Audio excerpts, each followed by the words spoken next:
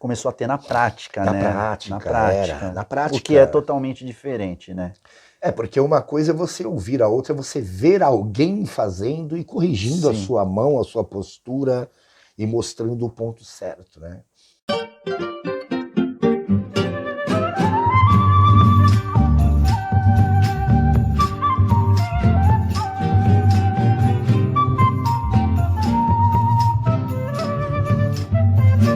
Poesia, Música, arte, Histórias e lendas é aqui no Cultura Latino-Americana.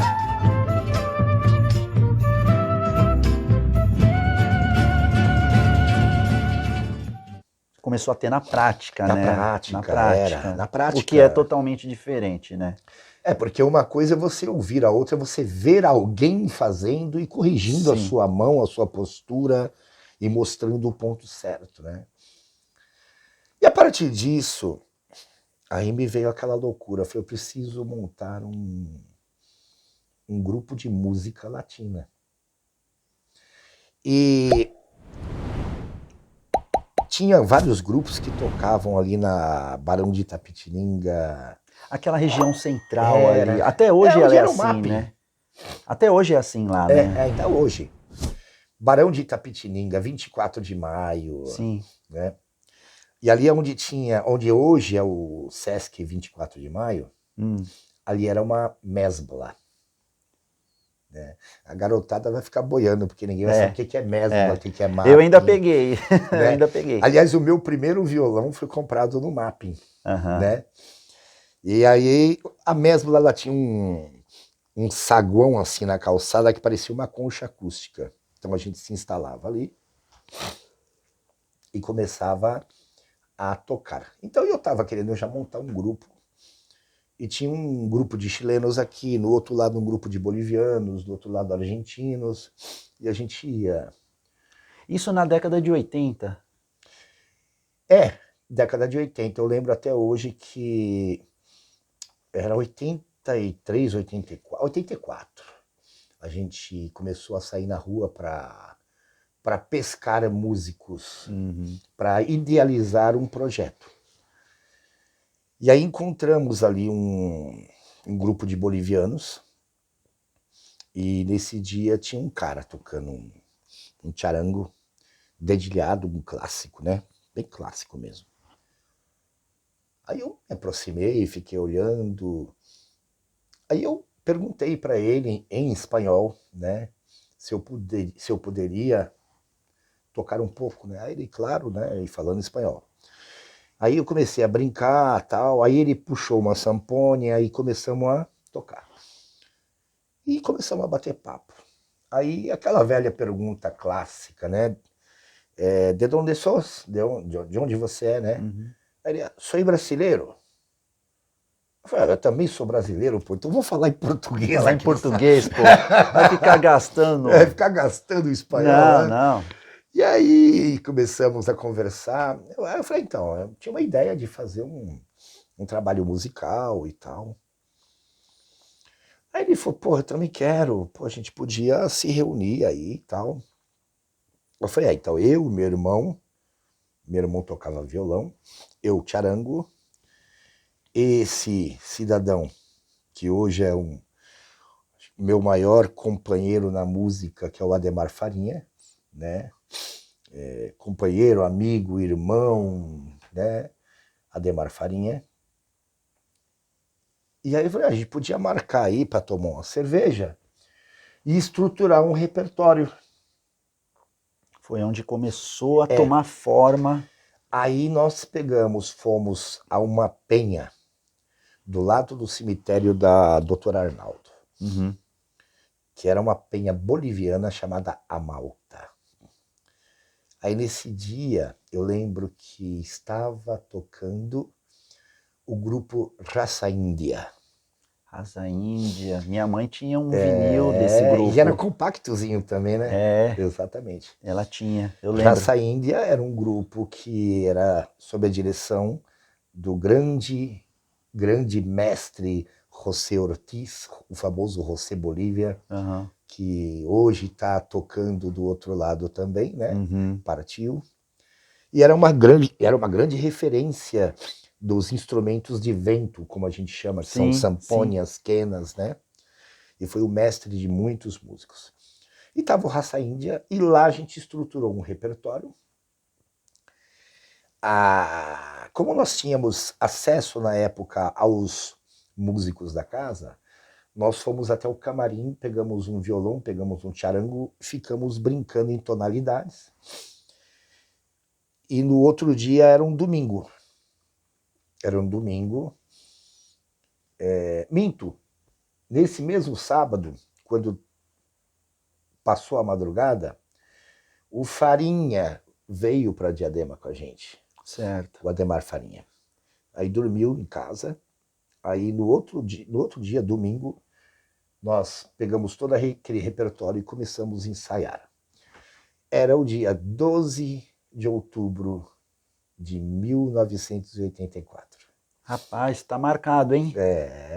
Que era o quê? 12 de outubro é o dia das crianças, né? Sim, sim.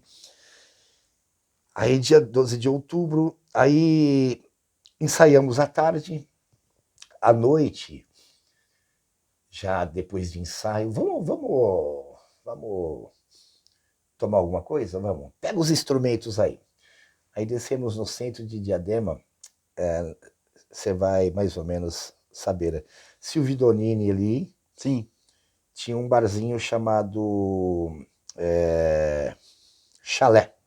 Uhum. E as paredes dele eram decoradas com bambu. Sim. Chalé, tinha gente que chamava bambu. Vamos lá no bambu tomar uma. E aquela época era assim, um tocava um Zé Geraldo, o outro tocava um Belchior, o outro tocava, né? E era aquela época de... Era os maluco beleza, tudo reunido, né? Uhum. Os Raul Seixistas, os Zé Geraldistas, os Belchioristas, se reunia para tocar. E aí a gente entrou com aquela instrumentação andina, né, já ensaiado. E o pessoal ficou louco. E quem frequentava ali era o Albano, certo, que é o irmão do Zé. Sim, sim. Né? Para quem não sabe, o Zé é onde de vez em quando a gente grava o nosso podcast, né? Então em 84 a gente começou a frequentar o bar do Zé. O Albano frequentava ali, tinha vários músicos, Gilmar Caverna, né? Até tem uma lenda que diz que o Gilmar Caverna foi uma vez tocar no Bexiga e ele gostava de tocar blues. Blues. Ele tocou 15 dias no Bexiga sem repetir uma música. Nossa Senhora. Né? Pra você ter uma ideia. E aí o pessoal adorou o nosso som. Aí começamos a ensaiar assim. O Farinha ficou lá em casa. Começamos a ensaiar todos os dias. Aí juntou um outro flautista, que era o chamado Estevão, e o Mariano. Brasileiros? Brasileiros. Certo. Mas todos assim aprenderam com o José Bolívia, naquele grupo de música folclórica. Até a gente encontrar o Pepe, que tocava bombo legueiro, um excelente cantor. Toca de tudo, desde violão, charango, quatro, tiple, e ele fazia bombo legueiro. E a gente criou um grupo e demos o nome de Vento Livre. Vento Livre, foi o primeiro nome. Foi o primeiro nome. E passamos aí sim, a gente se atirou para noite, para teatros, espaços culturais, centros culturais, viagens, né? Até o dia que o Farinha deu um clique, ele falou, caramba, já estamos tocando há 6 anos e eu não voltei para casa ainda. Olha que interessante. Sem brincadeira nenhuma. O Farinha ficou 6 anos em casa. Rapaz, a coisa foi tão bem feita, que o tempo passou e vocês nem viram, na verdade.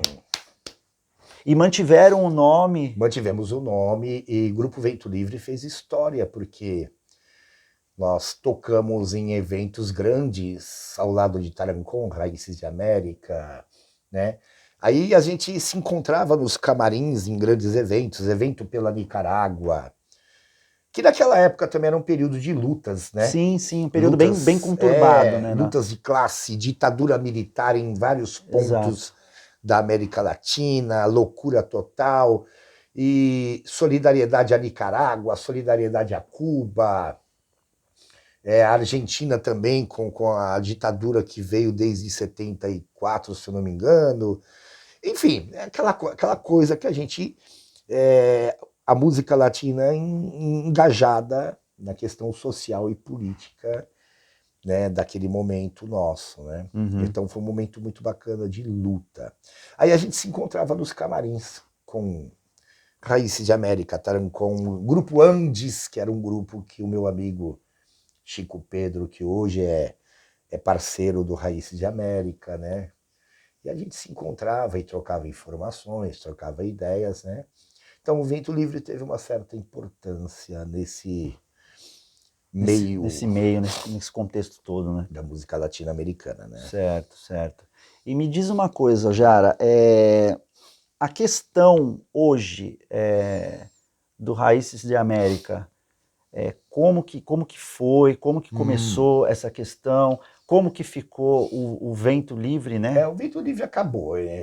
Simplesmente acabou? Ele acabou em 1990. Tentamos ainda fazer algumas coisas, mas não deu certo. Certo. Aí o Farinha foi para um lado, eu fui para o outro. Cada um foi seguindo o seu caminho, né? O meu irmão resolveu fazer uma faculdade de matemática, se dedicou à questão da educação,